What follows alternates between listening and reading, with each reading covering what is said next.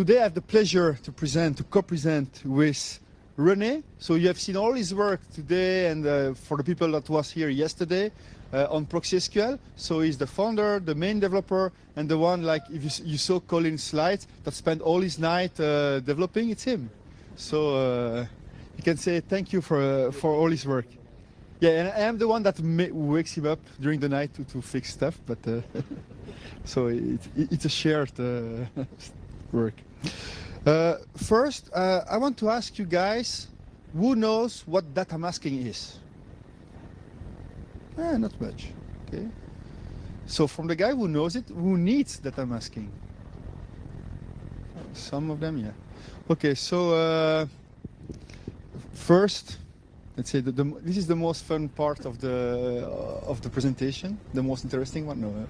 So everything I say here is just, you know, yeah, it's for example, you can test it. Don't try to go to prediction with what I said and say, oh, but Fred says it's like that. Yeah, this is for, you need to test if you want that, be sure of it. This is just, let's say, I want to show you something about ProxySQL. Everything that guy says, it's written in stone, so you have to follow him, and this is, so this safe harbor is only for me, not for him. So let's start by who we are. So this is René. I will let him introduce himself. Hi, René. Okay, so you can follow him on Twitter, and he's the ProxySQL founder, right? And you also work at Dropbox. So this is me. You can follow me on Twitter for people who likes Twitter. Sorry. And so I'm managing MySQL for a long time, and I'm DevOps believer, but nothing to do with that today. So no worries if you don't like DevOps. So first, let's talk about what is ProxySQL. So this is the MySQL data Stargate. That's it. This is all you need to know. If you need to know a bit more of details, but yeah, you have had a lot of it. Yeah. So basically, I mean, it was already introduced in the previous session. So for who was not here, the idea is that a proxy has to be a middle layer between the application and the database server. So in my vision is really it's a gate that communicates those two layers, and while staying in the middle between those two layers is able to do a lot of things like query routing, processing of the query, like blocking them or forwarding somewhere else, rewriting them, caching, and of course this session is about data masking. So again, this is one of the options that you can do, having a middle layer in the middle. And thank you, René. So yes, this session is not about everything in ProxySQL. You saw the previous session. It's more about like the queries rewriting that we're gonna do.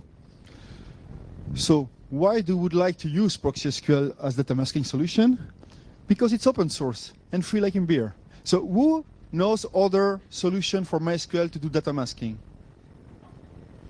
Nobody? Sveta? Yeah, you can find some on Google, like GreenSQL, for example, but this is quite costly, right? They are quite expensive. So it depends for what you need. But let's first talk about data masking. I didn't think about making a slide on that. But what do we want to, let's say, to resolve with this data masking? What's the problem? The problem is that sometimes you have developers and you have production data, and developer needs a copy, or just they need to access in read-only the data, the production data. But maybe your data is sensitive. You have sensitive information there that you don't want that any developers in your let's say enterprise have access. Maybe you have students that works there or whatever, and so you say, okay, maybe we have data that we need to mask. So the data should be there to performance to see. Okay, you need to retrieve, you need to sort or whatever, but it should be masked. You should not see it, right? So this is just about that. I will talk about that also later, but currently there is none very good solution on data masking right now. So this is one option that we did. So the other solutions are very expensive, or they are just not working, or not working properly, and for the price sometimes it's not that good. This one is not worse than the other solutions, but because none are perfect. So if you have seen a bit of Joro, if you want to discuss about Joro, he has a talk previously. He's the security expert in MySQL. Yeah, it's always possible to hack stuff or to deal with security, so watch out. So the best solution, if you really want to have a data masking, it would be to integrate this inside of the server. For example, just after the handler API. So when you get the storage engine gets the data, that you modify the data there before exposing it to the client. But yeah, this is, I think this is a lot of work, and currently it's not in our roadmap to do so. Maybe in the future. So what is the concept of data masking using ProxySQL? So what we're going to do is that we're going to use regular expression. I'm very sorry about that because I will show you the regular expression after. We are very, let's say, we are old in the IT world, so we are using Perl regular expression. So sorry for people who hates that, but you will see they are very easy. So what we want to do is we get the data, and before we send the data to the client, we want to modify it. So we want to say, oh, we have some rules, and for example, an easy one, we don't want that the developer or this user cannot see the credit card numbers. Makes sense that you don't want to share all your credit card numbers or something like that. Yes? Yeah, this is just, no. My example is not, it's just with credit card numbers. So I know you're not allowed, like I said, there is you remember what I said, it's just for example. And the numbers you will see are not real, so don't try them. So what I mean, any data you want, emails or whatever, if you have some data that you don't want to share with the developer, you need to hide it. So in this case, when the developer will do a select, we need to find, oh, this column we need to hide, and we need to hide it and then return it. So this is what we're going to do, in fact. So first, how we do that? So in ProxySQL, we need to create a user. So it has so managing ProxySQL, maybe it was not obvious, or it was too fast, or you were not in the previous sessions about ProxySQL, but the admin interface is just SQL. Almost standard SQL with some keywords just specific for ProxySQL, of course, but it's very easy. So if you want to create a user, you're going to do insert into MySQL user and give a user and a password. So in this case, we create a user name called Devil. First thing we need to do, like I told you earlier, we want to hide this column, right? The non-credit card column. We want to hide it, and so what you're going to do is to check for this column. But people can do select star, right? So we want to avoid that too. So if the developer do select star, we need to avoid. Say, select star, you cannot do it on this table, right? So we need to create some rules to stop this, and all variant of select star. So if the table is part of many tables, we need to do the same. So hide this name for every table. This is how it works, but this is also a constraint currently. So it will. So let's say you want to hide an email in I don't know, in user table, but you want to hide an email same column name in another table. Here in this case, it won't work. They will both be hidden. This is one of the limitations we have. So the second rule, we need to mask the field, right? So when the field is selected, we will need just to replace, in my example, what I will do is I will show the column and I will just show the first two characters or numbers or whatever you want, just to, and then put X's, right? To mask. But at least why I play the first two characters is in case you want to sort in your query or whatever, so you can do it. You want also to keep the column name, because if you do select email, and then you do a lot of changes there, you want that in the result you still have email. So because what we do, we rewrite a query. So we will send a query to MySQL, and the query we sent, it's about changing already when we send it to MySQL. So we need to return the name. So an example, this number will become like this. So if we want to mask this CCNum from the table customer, we will need 7 rules.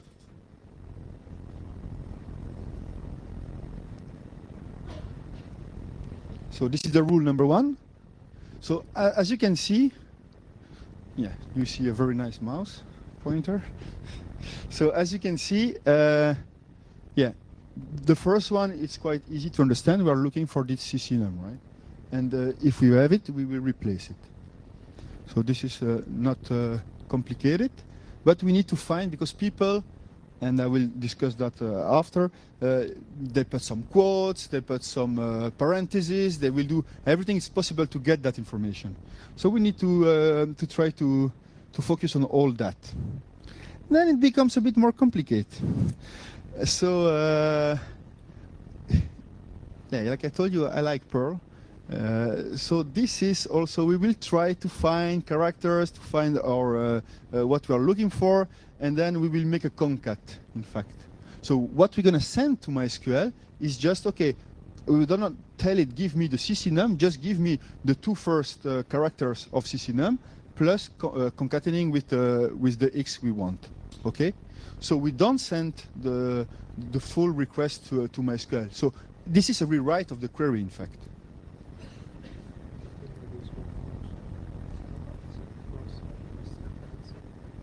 Yes. Yeah. Okay. So basically, as this is a completely rewrite of the query. One of the important things to notice, if you're familiar with regular expression, of course, you have those that are nothing more than reference to the matching pattern. So this refers to this one to the other one, and so on. So you can, and I think this is not possible with the MySQL rewrite plugin, doing back reference.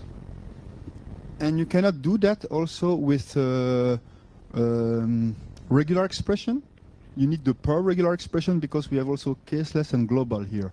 So we want to do it every time it happens. So this is, so if you're familiar with ProxySQL, maybe you have never seen this. And this is because I asked René to do that, and it will be released soon, right? So you don't, yeah, you can compile the code, but there is no packages with this information yet. So then we have extra rules again, but I won't detail them all. As you can see, it's fun. So also what we're gonna do here is that if somebody do a select everything from the customer, we're just gonna send to the user sending the query. That is not allowed. To get that information. You can put everything you want there, of course, but so this is the message. Every time somebody will go, the developer, that user will do a select star, for example, in this case, we'll receive, okay, you're not allowed to do that. So we return an error. Again, same information because we need to take care of several different cases that I will show. So what are the limitations? The limitation is this is supported only with ProxySQL big or equal to 1.4, not the previous version, right? So all fields in the same of the same name, this is what I was saying before, will be masked even if you say, okay, this is for this table. We don't check about table in this case because maybe you can join several tables, then it will be very complicated. If you find a very nice regular expression to do it, feel free to send it to me. I will be very, very happy. But currently, so all the fields with this name will be masked, and however is the name of the table. So, of course, regular expressions are not, let's say, always safe, and maybe the 7 rules I give you here are not enough. Maybe somebody will come with a fancy solution. I hope so, so we can improve it. But this is already what we did until now. So yeah, if you want to create all these rules, is quite painful, or I think it's painful. I need to remember them. So I made a just small bash script that you call it like that. So you give the column name you want, and if there is a table that you want to avoid select star from it, you just do it like that. It creates the rules for you. So you can add as many rules. So how does it look like? Yeah, so we select star from, I will show you after live if we have time, but select star from customer, it was easy. What we're going to have here, we're going to have, okay, you are not allowed to do that, right? Select first name, last name, CC name from customer, also easy. What we will have the first name, the last name, and this CC name value that will be, what do you call it, masked, right? Then more difficult, and then here I need to thank Istoma here again. Oh, he's away. He was here. So I made some blog post, and I got some contribution or by emails or by comment to say, yeah, but if you do this query, what will happen? So this query is in 2 lines, right? My first rules, of course, it failed completely, and you add the content. So now this is also by the query you have seen. We take care of that. So if the query is in multiple lines, it will work. If you make this CCNum twice in the same, this is really okay in MySQL, right? You can do that. The first rules we did without having this global, so when ProxySQL was only doing the regular expression and not the per regular expression, this one was hidden, but not the other one. So now we take care of that. Now, yeah, there is a space here. Sorry, I forgot. But when we put some with the application name, no, or was it on? It doesn't see. Yeah, here you don't see it because there are quotes, in fact, and they are removed by the syntax. That's highlighter. But here you see it's a bit different font. So you have quotes, the back quotes. So back quotes, single quotes, double quotes. All that is taken care. And yeah, this one also in 2 lines, it takes care of it. So this one is on 2 lines. This one is just because it's too long. It is when you have some function before the field, it works too. Again, extra example that the rule. So all these with the rule I sent you, it will work. I mean, you won't have the data. It will be masked. So. Yeah, when you give ast1, for example, and here you add an aliases, this is taken in consideration. If you use ccnum and then you give an alias of it, you want to see thread and not ccnum, or not ccnum, concat ccnum, or whatever. So it will work. Same when there is not the has. Yeah, here again, you have the quotes that you don't see, but there are some quotes on the slides. It takes care of it. Again here, this one has quotes, it takes care of it, and here with the quotes too, does work too. So all these cases are taken in consideration by the 7 rules you have seen. Extra.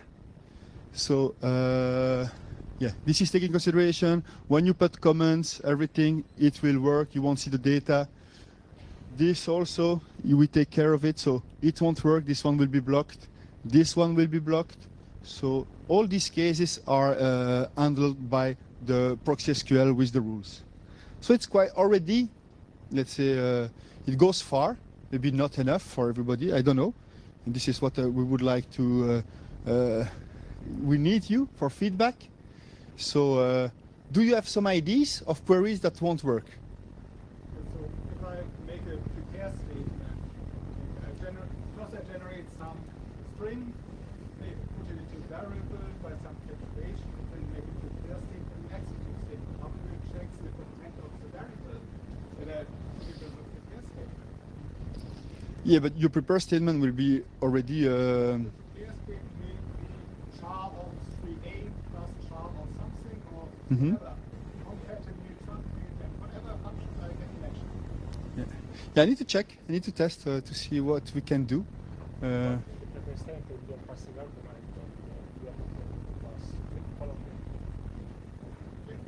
prepare statement takes a string, and then with execute whatever was in the string. And I have to find out some fancy idea how I prepare the string. If you find this fancy ID, send it to us, please, and we're gonna test it. Well, I can add Yeah. something else.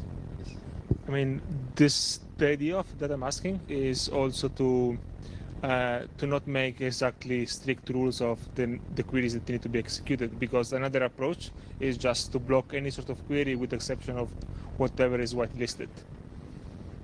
But of course, it's become more complicated. Yes.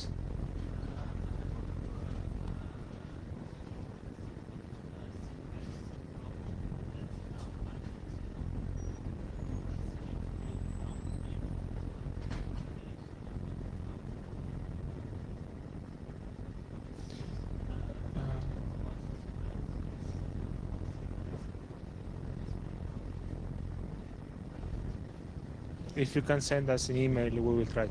Absolutely. Yeah. Yeah. Yes.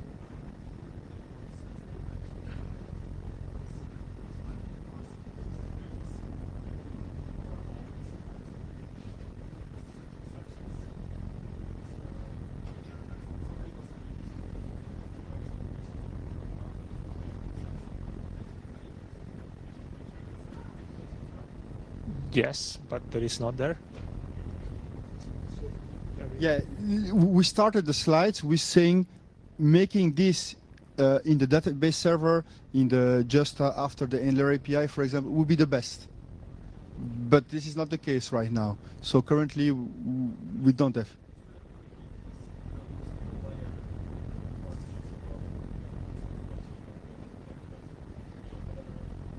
Yeah, but you need to write that information. So you need to write that and see, so interfere with what the storage engine sends you, and then verify, oh, this match what we don't want to see.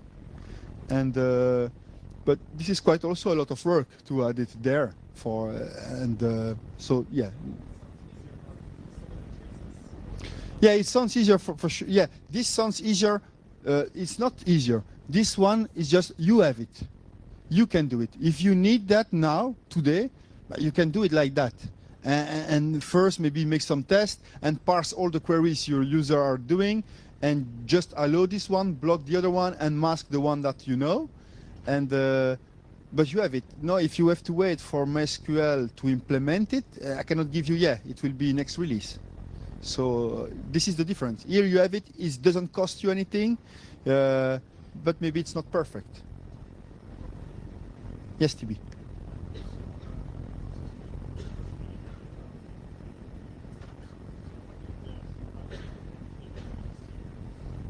So the question is, what is the column name and the table name is the same? Yeah, didn't try it. That you are, let's say, more crazy than me. So I will test it and I will see. But yeah. I will test it, or you can test it. This is ProxySQL. Take it on GitHub, compile it, and test it if you need it. Other questions? Yes.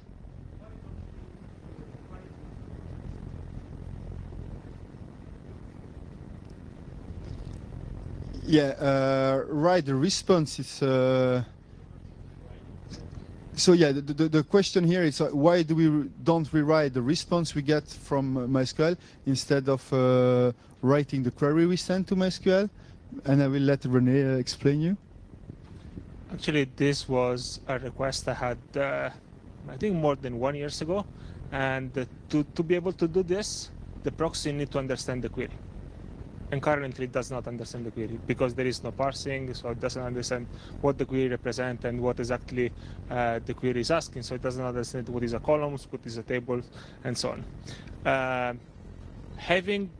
If the proxy will understand this, then what we'll do is that once the server replies, it will take the result set, make the modification, and send it to the client. It will be way greater overhead anyway. Because right now, whatever the server is responding is because it's already processed. whatever is responding, the proxy just storing it temporarily and then sending row by row or in batches depending from the protocol to the client. So there is no extra processing. Doing extra processing will be way more costly.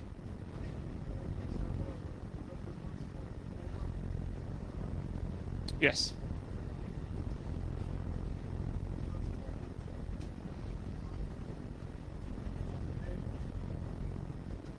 Yes, but you can have alias. So you can run a select cc_num as whatever, blah. And so the proxy won't know. Also,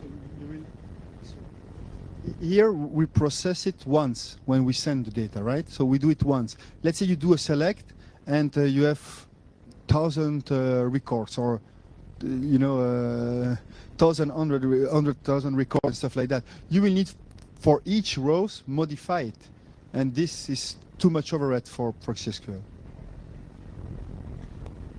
In this way, the data never leave the database server. I don't know if that makes any difference when it comes to security constraint, but the data will never leave the database server.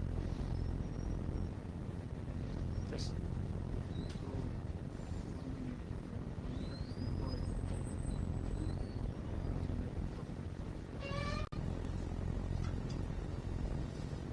Say it again. Oh, well, you have, so the question was, what if the same proxy is used also for production traffic and not just for development? So the first thing, can I go back?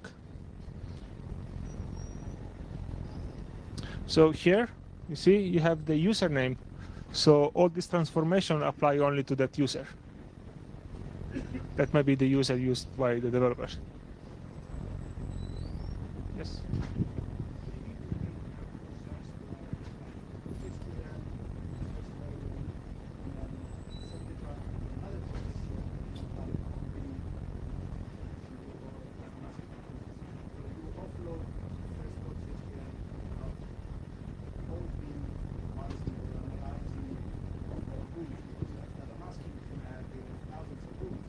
Yes, this.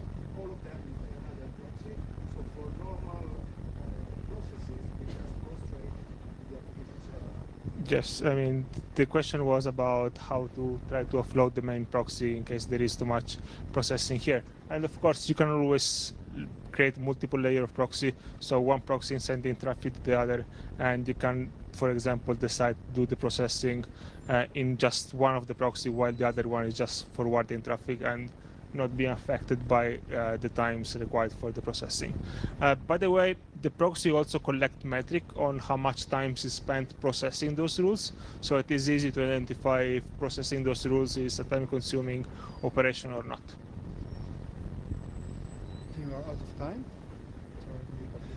So thank you very much, and let's call the next speaker. Thank you, René.